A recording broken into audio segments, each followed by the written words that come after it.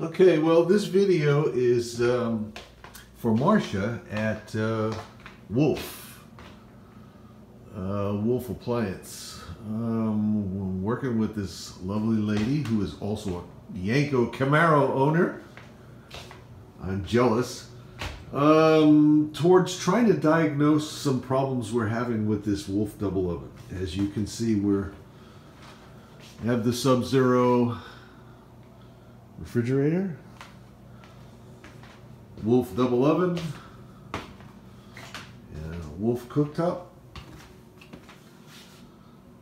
So the brand is well displayed here. Anyway, here's what we're looking at as far as the door lineup. There's the bottom door, and you notice the gap on the top.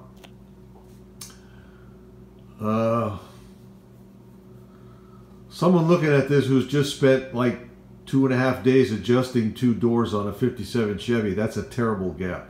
It's not even. But you notice how tight it is. Okay, now look at the upper door. Big difference. So that initially is one of the things we noticed when the guy from Canon came here.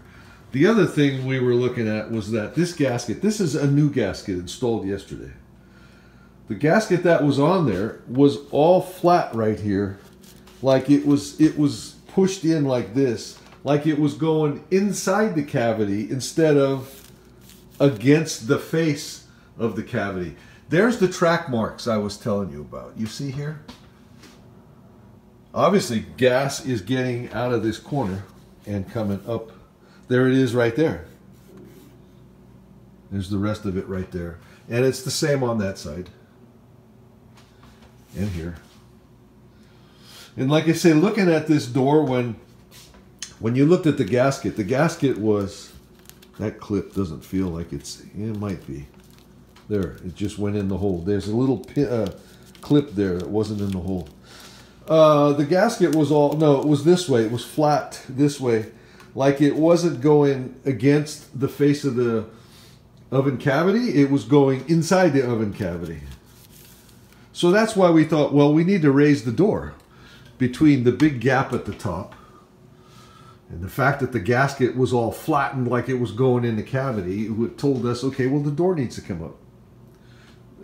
The hinge didn't offer that much, at least what they tried to do yesterday. Didn't offer that much adjustment. It moved like less than a 1/16 of an inch, it would appear. Okay, the other thing I was trying to communicate was that there isn't much tension on the door. Now watch this door. Here, I'm just going to tiny move it. You see how nice that shut? I mean, it wants to shut. Now watch this door. See how I'm pushing it? It isn't moving. Look, it's barely there. And then when it does shut, it just barely shuts. You hear how light that's hitting? It's hitting there with the new gasket. It's hitting there, but it's just barely. Big difference between this one and the bottom one. Now, is that the hinge in the door? Is it the hinge pocket? Is it the placement of the hinge? Is it hinge bound on the bottom? So it's binding at the bottom. It's too far in. It needs to, you know what I mean, to allow it to close better at the top. Like I said, the fact that this doesn't want to hardly pull in tells me it's the hinge itself in the door. So that's kind of what we're looking at. That's what I think a tech needs to know. If the service guy is here and he's describing this, how well it gets through to the person on the phone at the other end, I don't know. But I thought, a picture's worth 1,000 words, right? So here we are. I thought I would show you. It would make a lot better description if you saw it in person this way. All right, so I'll send this off and see where it goes from there. I think that's all I need to tell you. If there's more, I can always do more.